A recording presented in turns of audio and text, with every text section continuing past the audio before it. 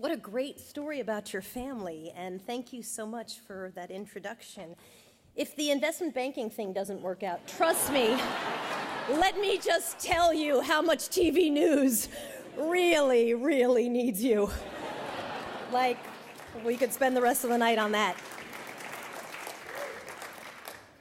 I've had a now 30-year career as a journalist, but really my real joy in life has been to support young people who have ambition to go further, to go to college, but maybe lack the financial capital or maybe even just the social capital to make their own way. And it's organizations like this one that believe in young people and support young people, invest in young people, root for young people, help young people that are truly doing the real work of helping students achieve their dreams. And I am truly honored to be honored by you tonight. I've had 30 years, really, of reporting, and I've learned a lot of lessons, both in my reporting and in the work that I've done sort of philanthropically around young people. It's true that my family, all my brothers and sisters, and I went to Harvard, all 6 of us, and my parents were educators, and so for us it really wasn't a very difficult path to navigate sort of all the things that you have to do to get into college. My parents, who were both foreigners to this country, my dad is white and Australian, my mother is black and Cuban, they came to this country, they met actually at Johns Hopkins University in 1958, and they met because they both attended daily mass. My dad had a car, so he would drive, but my mother would walk, and every day they would go to early morning mass. My dad would hit on my mom, pull over. Can't really clean that up, that's just the way it was. And he would do it, as I tell, college-age students, back in the day, there were no power windows. If you wanted to, pull over and ask a young lady for a ride, you had to dig in and then do this. There was no, zipping the window up and down. And so every day, my dad would pull over and ask my mother if she wanted a ride to mass. And every day she said, no, thank you, because apparently you don't take a ride with a young man you don't know very well, even if you're going to sit right near him in church, but it's a whole other story. So day after day after day, my mom said no, and then one day my mother said yes, and they made a date to go on a date that night. But because it was Baltimore in 1958, an interracial dating was frowned upon. I said to my mom once, what do you mean by that, frowned upon? She said, well, you could get shot. Every single restaurant they went to would not serve them together. My dad, who's white, could come in. My mom, who's black, definitely not, and certainly not the two of them together. So after being turned away from restaurant after restaurant after restaurant, my mother brought my father home to her apartment. She's an amazing cook of Cuban food, and she whipped him up. She's one of those people who's like, I have a little rice and an avocado, and turns an amazing meal. And my mother would tell the story to me and my 3 sisters, and sometimes my 2 brothers too, and her whole entire point was not about discrimination, it was not about injustice, it was, so girls, if you can cook, you could get a man. Truly.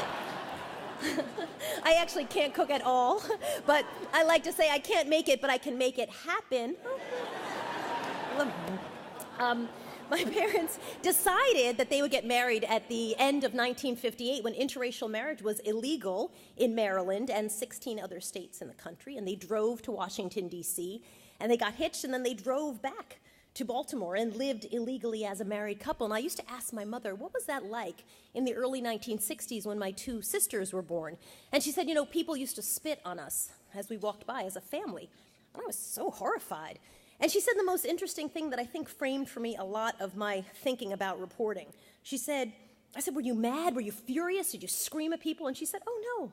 She calls me Lovey. Oh no, Lovey. She said, we knew America was better than that, and that we would be part of making the nation better.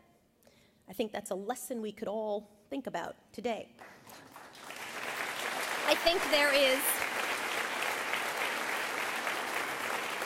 a certain kind of bravery in sitting on the right side of history, and my parents were my first in lots of things, really, in my life. We were the first, really, for the most part, people of color to move into our neighborhood, which was like 99.99996% white. And my mom, who obviously from Cuba was a fluent Spanish speaker, she figured in this neighborhood we would just blend in. So it was very important. We didn't speak any Spanish at all. My dad didn't speak Spanish, and so none of us spoke Spanish. And there's a great picture of my family, probably 1976. My mom, black, giant Angela Davis afro, which she actually wore a pick in her afro, like walked around that way. My dad, white and bald, 6 brown children. It was 1970, so we all have afros, and we're leaned, because we're in polyester, of course, head to toe. Stripes this way on our tops, stripes this way on the pants, leaned jauntily against our white VW bus. And I'm like, we probably could have gone with the Spanish. This is not a picture of people blending quietly into their neighborhood. But I also love that picture, because to me, it's a sign that America is for all of us. It is not a certain look. It is not a certain face, right? It is for all of us. And all of us, regardless of where we come from and regardless of where we begin socioeconomically. I was very lucky. My parents had several advanced degrees. Because of that, they brought with them to our family, quietly in a way, I never really thought about it till I was older, all this social capital.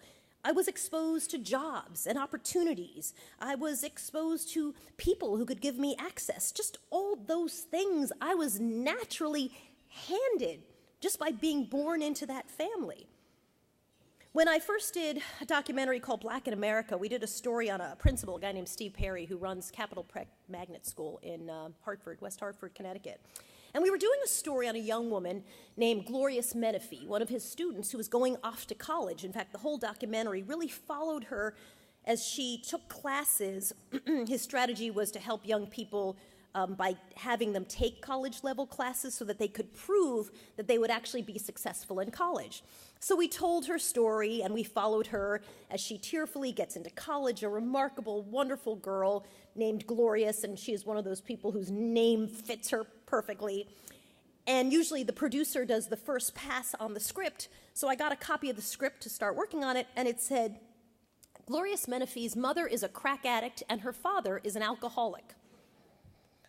And I said, well, this is not the story of Glorious Menifee. This is the story of a young woman's dysfunction. These things are true, but they're not her story. And in fact, if we were telling the story of a middle-class kid, we would imbue that child with lots of agency, because that's how we do it when someone is middle class, right? We make them the architect of their own story. Little Jimmy Smith loves the Yankees. Oh, he wants to be Derek Jeter when he grows up, and he just started a paper route and blah, blah, blah, because we tell their story. But if you're poor, we strip you of humanity and make you this compilation of all the dysfunction in your life. It's somehow this blob is attached to you, and you have to drag it through the rest of your life. We actually had a really terrible fight over that story and that documentary, and eventually I won, because I was the anchor. We said Glorious Menifee is a starter on Capital Prep Magnet School's lacrosse team. She's a peer counselor. She's a B-plus student, and we talked about Glorious Menifee and her dreams. We framed her as a set of assets, not deficits, as we would do for anyone that we love. To me, that is so critical. What you're doing here is exactly that. It is changing the culture. And you heard about that path on the video. It is the practical, tangible steps. It is the essential narrative-changing work that allows people to change how we think about what they can be, because they can be anything. The young people here are a compilation of their assets.